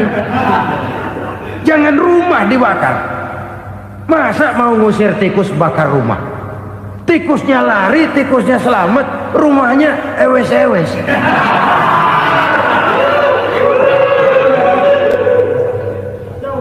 Tikus selamat, rumah nggak punya. Masalah nggak terselesaikan dengan sebagaimana yang kita harapkan. Kita sepakat ini negara hukum, dan di hadapan hukum semua manusia itu sama. Itu prinsip yang diajarkan Allah. Al-musawat bainan nas fi takalifil ahkam. Semua manusia sama dalam berhadapan dengan hukum Allah Subhanahu wa taala. Kalau hukum sudah pandang bulu, itu jelas yang enak yang banyak bulunya. Siapa yang banyak bulunya? Monyet. Kalau hukum pandang bulu, monyet keenakan. Saudara-saudara kaum muslimin rahimakumullah, introspeksi. Mari kita bercermin bagaimana perjalanan hukum selama ini. Kalau introspeksi ini kita temukan, lalu ada upaya untuk memperbaiki diri. Jangan menggunakan tak ada gading yang tak retak, mikul duwur mendem jero untuk menutup-nutupi kesalahan orang. Padahal kesalahan itu sedemikian besar. Padahal rakyat kita tiap hari antri sembako. Ada yang sehari sekali makan, ada yang makan sudah bercampur tiwul, ada yang nasi sudah dicampur pisang, balik jadi orok lagi. macam-macam upaya rakyat untuk menangsal perut ini. Lalu rakyat ditenang-tenangkan, lebih baik puasa Senin Kemis sambil menghadapi krisis ekonomi. Kenapa rakyat yang disuruh puasa? Kenapa bukan pejabatnya yang puasa lebih dulu untuk kemakmuran rakyat? Kalau rakyat yang memang perutnya udah gepeng disuruh puasa, makin krempeng perutnya. Artinya pejabat harus punya sense of politics. Ya, tidak, puasa itu kan tidak cuma Senin Kemis saja puasa itu. Puasa perasaan, puasa menghargai perasaan yang sedang kondisi yang sedang dihadapi oleh rakyat. Bagaimana rakyat yang tengah antri sembako melihat pejabatnya lewat dengan mobil yang harganya sampai 1 miliar. Oh, inilah pemimpin saya. Luka lagi rasa keadilannya. Kita tidak tenggang rasa. Puasa dalam artian itu pun akan menolong menegakkan semangat kebersamaan, membentuk semangat kebersamaan. Saudara-saudara kaum muslimin rahimakumullah, penyebab bencana yang ketiga dikatakan oleh baginda Nabi, wala zaharat fihimul fahishatu illa fasha fihimul maut. Apabila kekejian telah merajalela, maka maut bertebaran di mana-mana. Kita renungi butir kalimat dalam hadis ini. Apabila kekejian telah merajalela, maut bertebaran di mana-mana. Begitu murah arti sebuah kehidupan. Penjarahan untuk hal-hal yang kecil tapi sampai mengorbankan nyawa. Apabila kekejian sudah terjadi di mana-mana, maut pun bertebaran. Maut dalam arti berpisah ruh dengan jasad, tapi juga maut dalam arti orang bisa mati karirnya, orang bisa mati usahanya, orang bisa mati kesempatannya karena perbuatan-perbuatan keji yang selama ini tidak terbendung. Lahirlah teori mafia. Siapa yang kuat dia yang berkuasa, siapa yang lemah dia menjadi mangsa. Proyek-proyek besar yang menang tender itu ya dari itu ke itu saja. Yang pengusaha-pengusaha tidak punya koleksi, koneksi, tidak bisa bayar komisi, dapat proyek tetelan. Ada dagingnya dikit, tambahnya juga tetelan. Dagingnya sudah habis disantap oleh meja. Sekian puluh meja dilalui, sekian puluh amplop dikeluarkan. Sehingga yang akhirnya ya tinggal tetelan itu tadi. Maka kualitas pekerjaan pun sudah bukan lagi jadi masalah. Demikianlah mafia-mafia ini bermunculan di mana-mana. Di pengadilan terkenallah mafia pengadilan. Hukum bisa dibeli, hukum bisa dipesan menurut kebutuhan sponsor. Mafia peradilan, mafia politik, mafia ekonomi, bahkan mafia agama yang menggunakan agama sebagai kedok, menggunakan agama sebagai dalih, menggunakan agama sebagai topeng untuk melancarkan maksud-maksud politiknya pun tidak tertutup kemungkinan. Apabila kekejian telah merajalela, maut bertebaran di mana-mana. Korupsi, kolusi, nepotisme itu bagian dari kekejian. Kita selama ini kalau mendengar maksiat, itu yang terbayang cuma judi, mabuk, zina. Iya, itu maksiat. Tapi korupsi, kolusi, nepotisme itu juga maksiat dalam bentuk lain. Kalau ini sudah bertebaran, maka maut terjadi di mana-mana. Jangan bayangkan cuma mati orangnya, itu sih kewajiban. Yang menyakitkan itu orangnya masih hidup tapi dibikin mati, karirnya mati.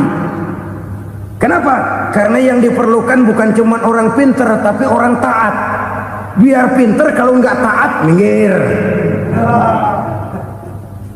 Biar bodoh, kalau taat bisa nyenangin atasan, bisa nyemir, nyemur.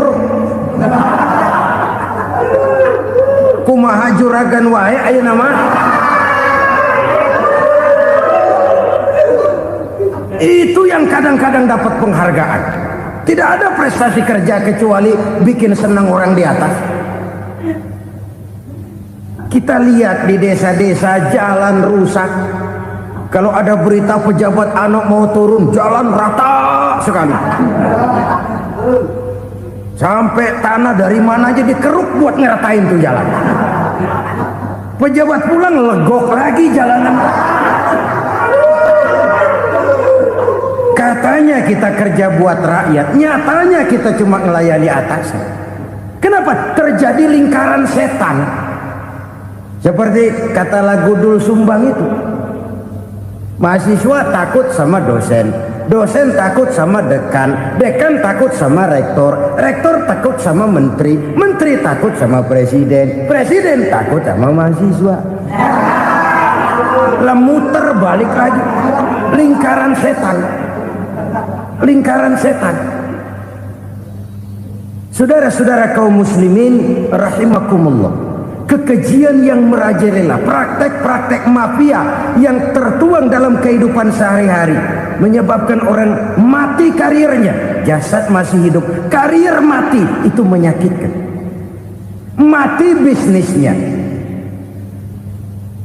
Rakyat kecil pernah senang ketika cengkeh booming, harganya bagus, rakyat banyak yang pergi haji.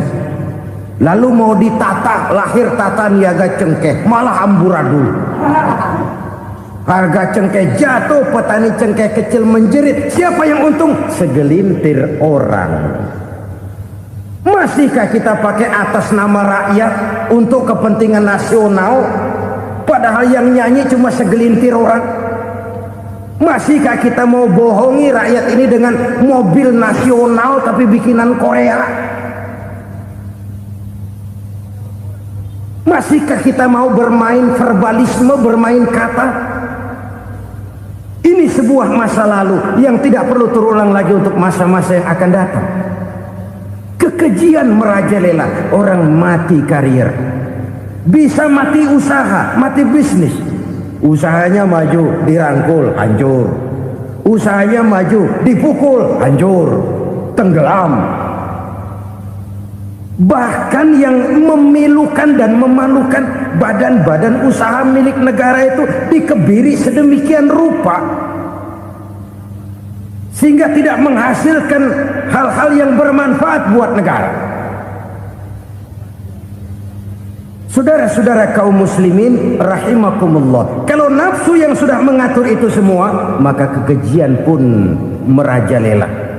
Orang sudah pakai teori mafia, yang kuat dia yang menang, yang kuat dia yang berkuasa, yang lemah silakan minggir di sudut-sudut kehidupan. Kalau kekejian seperti ini merajalela, maut bertebaran di mana-mana. Banyak orang mati karirnya, banyak orang mati usahanya, banyak orang mati imajinasinya. Sekarang ini dalam dunia seni yang banyak karyawan seni, bukan seniman. Seniman itu kan dilahirkan, lain seniman, lain karyawan seni. Sekarang yang banyak karyawan seni, bukan seniman. Mati karir, mati imajinasi, mati improvisasi, sehingga kehidupan persis sinetron. Sinetron itu yang kita lihat rumah mewah, yang kita lihat rumah bagus. Gak pernah kita lihat di sinetron kita ini rakyat antri sembako. Kita dijejali hal-hal yang indah, yang wah, yang membuat kita tenggelam dalam gaya hidup instan, tenggelam dalam gaya hidup wah. Kita lupa dengan realitas keseharian di tengah-tengah masyarakat kita. Lahirlah kelompok-kelompok selebritis, dibesarkan oleh berbagai media. Selebritis pilek aja masuk koran, pilek.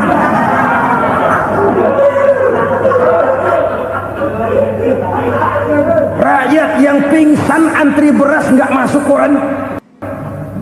Rakyat yang semaput antri minyak nggak masuk koran. Selebritis panok masuk koran.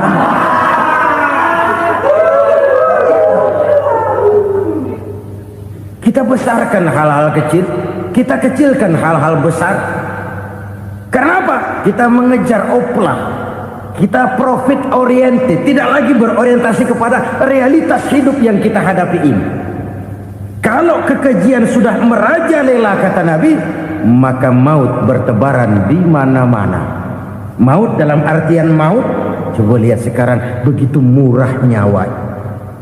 Karena 1000 perak orang mau nusuk bunuh. Karena beras liter orang khilaf, begitu murah kehidupan.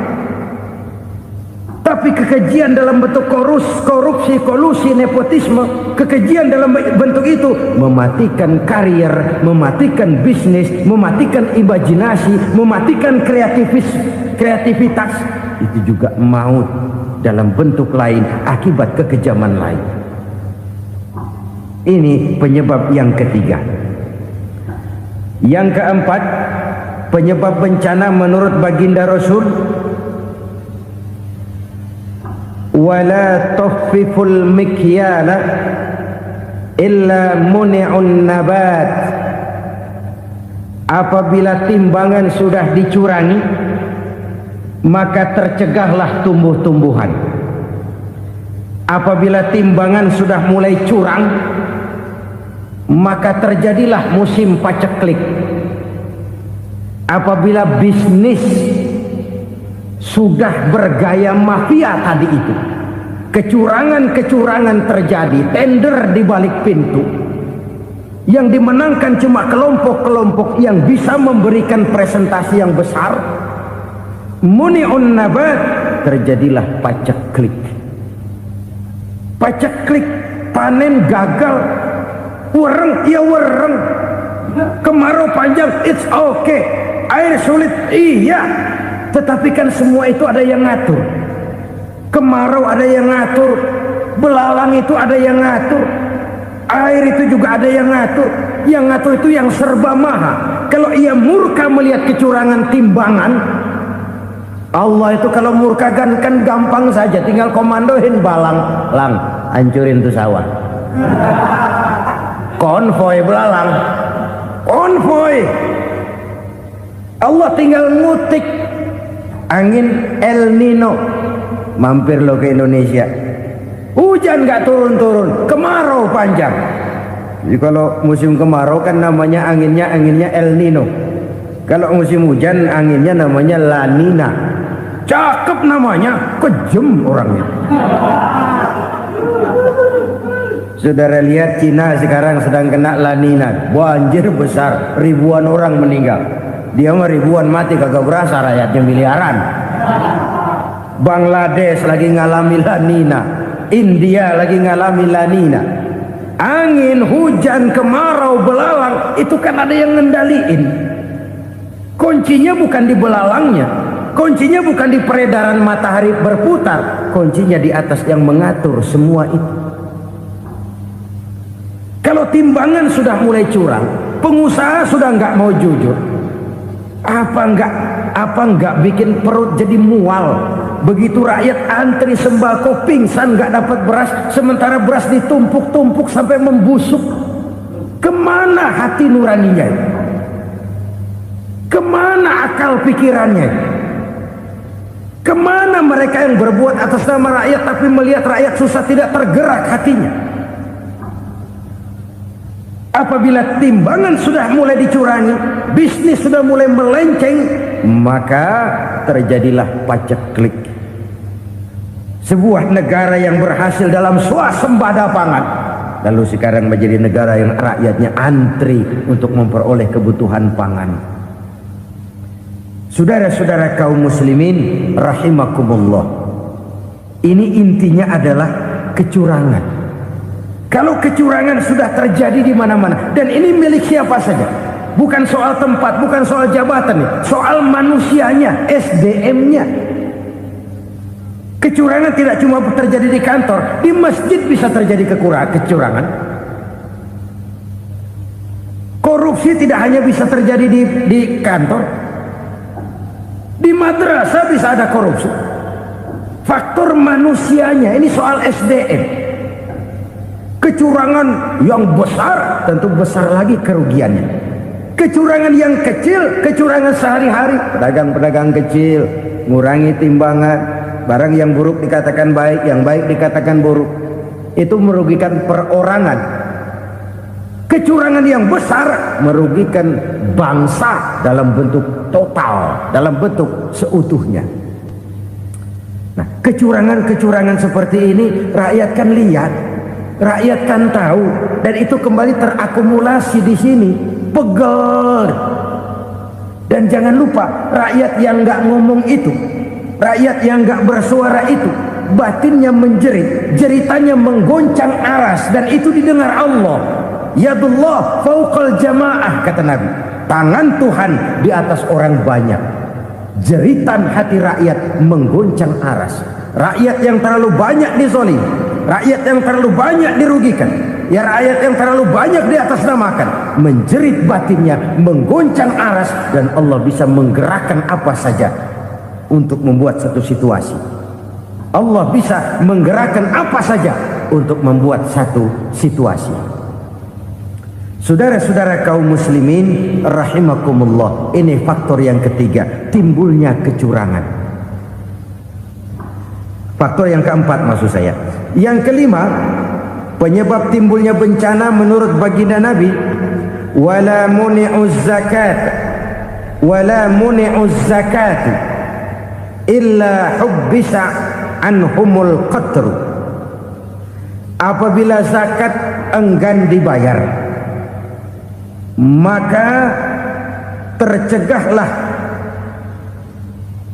qatrun. Qatrun ini kalau bahasa kita sembako. Maka tercegahlah kebutuhan-kebutuhan yang kita perlukan. Ini kita tidak meragukan bahwa yang kita tuju adalah masyarakat yang adil dalam kemakmuran dan makmur dalam keadilan. Nah, antara kemakmuran dan keadilan ini memang sering tidak bisa berjalan seiring. Pada saat kemakmuran kita kejar, ekonomi kita pacu, ada nilai-nilai keadilan yang tertinggal. Pada saat nilai keadilan kita tegakkan benar-benar, ada unsur-unsur kemakmuran yang terabaikan. Oke, kita bisa mengatakan kasus. Oke, kita bisa mengatakan itu sebagian kecil. Tapi kalau sebagian kecil, lama-lama kan jadi sebagian besar. Oke, kita mengejar kemakmuran. Pertanyaannya, kemakmuran untuk siapa? Oke, kita berikan kelompok tertentu kue yang besar dengan harapan nanti dia bagiin kuenya kepada yang kecil-kecil. Tapi kenyataan, mereka yang dapat kue besar akhirnya malah lupa diri dan lupa daratan. Mau makin besar, malah memeras yang kecil-kecil ini. Sekarang kan yang kecil modali yang besar. Ramai-ramai buka bank, ternyata kamuflase. Uang banknya untuk kredit perusahaannya sendiri. Nasabahnya rakyat kecil. Artinya apa? Rakyat kecil disuruh modalin orang yang udah gede. Ini kan sumber geledek urusan.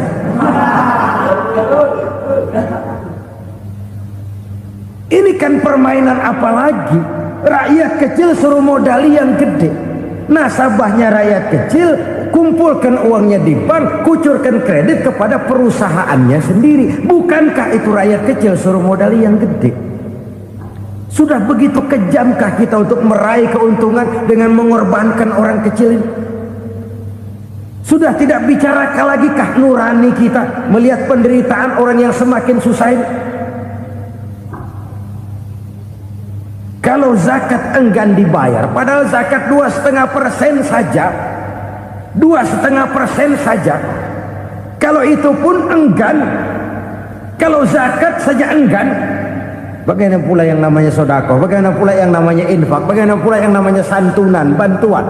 Kadang-kadang lipstick nyumbang si nyumbang, cuman nyolongnya lebih gede. Ini namanya sumbangan lipstick. Buat lipstick itu kan buat ngumpetin bibir pucat. Itu fungsi utama lipstick. Buat ngumpetin korupsinya, nyumbang kegiatan-kegiatan sosial, tapi yang dia korup lebih gede dari yang dia sumbangin. Lipstick, kamuflase, nepu kata anak sekarang.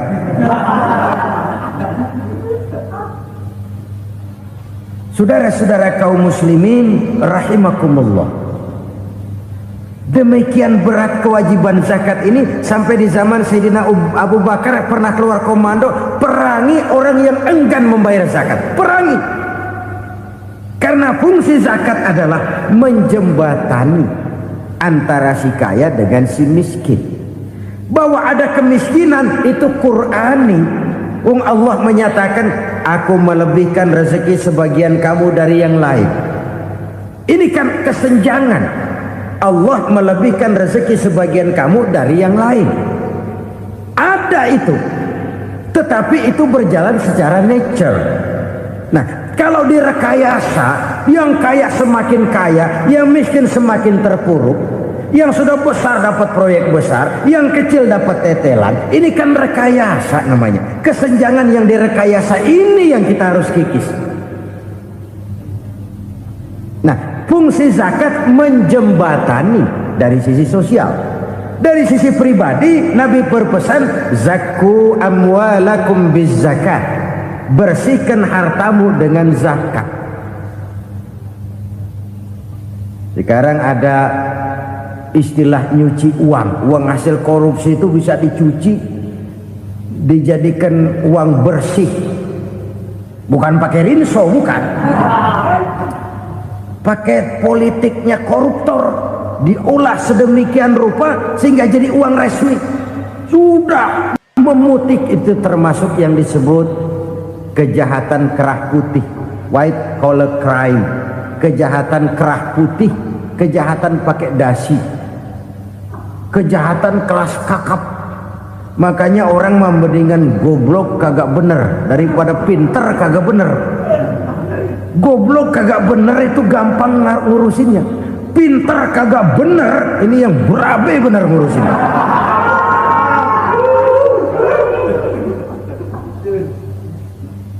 Kita bukan cuma perlu orang pinter kok di zaman sekarang. Kita perlu orang-orang bener yang punya komitmen, yang sesuai kata dan perbuatan, yang bisa merasakan apa yang dirasakan oleh rakyat, yang punya sense of politik yang tinggi, yang peka, yang penuh keterbukaan, yang punya wawasan dan pandangan jauh ke depan.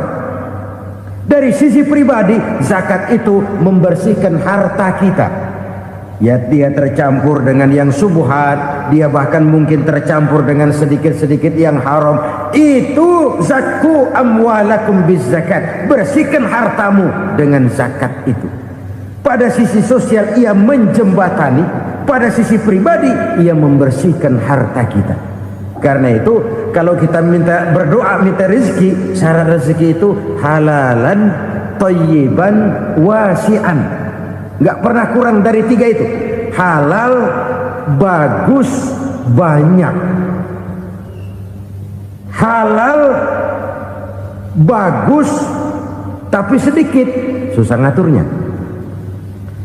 Halal, banyak, tapi kurang bagus, buat apaan? Bagus, banyak, tapi haram, enggak ada artinya. Sebab kata Imamul Ghazali, kalau kau terlalu suka memakan makanan yang haram, dikunyah masuk ke dalam perut besar, digiling oleh perut besar, menghasilkan energi, menggerakkan sel-sel pembuluh saraf, kau juga akan cenderung berpikir yang haram. Kalau sudah cenderung berpikir yang haram, perbuatan pun akan mengarah kepada perbuatan-perbuatan yang haram. Dulu waktu kelompok Jimbaran 200 konglomerat Indonesia kumpul dihimbau supaya sekian persen kasih pengusaha-pengusaha lemah. Itu kan cuma sekedar belas kasihan, tidak banyak menolong keadaan. Dan bukan itu yang diperlukan pengusaha-pengusaha kecil. Yang diperlukan adalah berikan kami kesempatan seperti mereka dapat kesempatan. Berikan kami peluang seperti mereka juga dikasih peluang. Kalau cuma dikasih 100 juta, 200 juta hari ini, usaha kami nggak ada prospeknya, peluang kagak ada, kan sama juga bohong. Diceburin ke kali, disuruh berenang, tangan diikat, mendingan mampusin ketahuan. Ayo berenang, berlomba, tangan diikat, kaki diikat. Sama saja nyuruh mati. Jadi jangan kasih ikannya, kasih kailnya. Yang diperlukan pengusaha kecil menengah ke bawah itu bukan cuma sekedar belas kasih dari konglomerat besar. Berikan kami peluang seperti mereka juga dapat peluang. Berikan kami kesempatan seperti mereka dapat kesempatan. Berikan kami kredit dengan kemudahan seperti mereka juga kalau minta kredit begitu mudahnya. Menciptakan peluang dan kesempatan, pemerataan. Bukan menciptakan manusia Indonesia dengan standar ekonomi yang sama. Semua rumahnya harus sama, semua punya mobil. Itu sih kebersamaan bebek. Bebek, coba lihat bebek. Satu ngalor semua. Satu ngidul semua. Kebersamaan bukan itu. Kebersamaan adalah menciptakan peluang. Kalau yang kaya bisa semakin kaya, kenapa yang miskin tidak bisa ikut naik jadi sedikit kaya? Kalau pengusaha yang sudah kuat bisa bertambah menjadi kuat dengan proyek mega proyek, kenapa yang menengah tidak bisa ikut menjadi kuat? Dan kenapa kekejian itu merajalela? Kita dengar lewat berita-berita PLN tekor, PLN hutang. Kenapa? Dia beli listrik dari swasta yang belinya lebih mahal daripada penjualannya. Artinya dia beli itu listrik dari perusahaan listrik swasta, dia jual kepada rakyat lagi. Harga jualnya lebih murah daripada dia beli kepada swasta. Kenapa? Ada tekanan lagi tuh.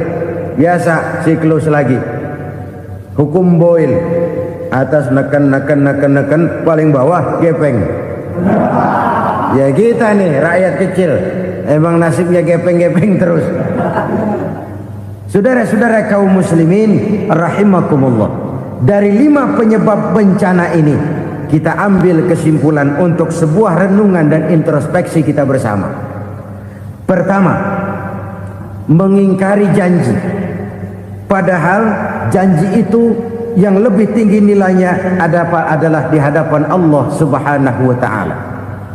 Baik wakil-wakil rakyat di parlemen maupun pemimpin-pemimpin rakyat di dalam kabinet, apabila memangku suatu jabatan, selalu mereka mengawali dengan sumpah, dan sumpah itu dimulai dengan demi Allah. Sadarkah kita pada saat itu kita ucapkan bahwa kita sudah mempertaruhkan Allah untuk jabatan yang kita pegang? Kita sudah mempertaruhkan nama Allah untuk posisi yang dipercayakan kepada kita. Sadarkah kita bahwa menyia-nyiakan itu satu dosa yang sangat besar, yang tidak hanya kepada Allah tetapi juga kepada rakyat yang kita wakili, kepada rakyat yang kita pimpin. Cukuplah sudah rakyat dijadikan adres, umat dijadikan alamat sebagai numpang. Marilah kita kembali kepada komitmen awal dengan jujur kepada janji kita sendiri. Lalu yang kedua, kekejian, baik berupa korupsi, kolusi, nepotisme, dan perbuatan-perbuatan lain akan melahirkan kemiskinan. Kekurangan pangan bukan satu-satunya yang menyebabkan rakyat menderita. Lukanya rasa keadilan terakumulasi di hati rakyat, dan jeritan hati rakyat mengguncang aras.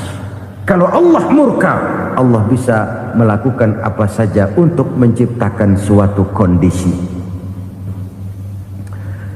Faktor yang ketiga adalah praktek mafia menebarkan maut, baik orang yang mati jasad dan rohaninya maupun orang yang mati karirnya, mati kejujurannya, mati usahanya, mati imajinasinya. Hilang kreativitas kita sebagai bangsa.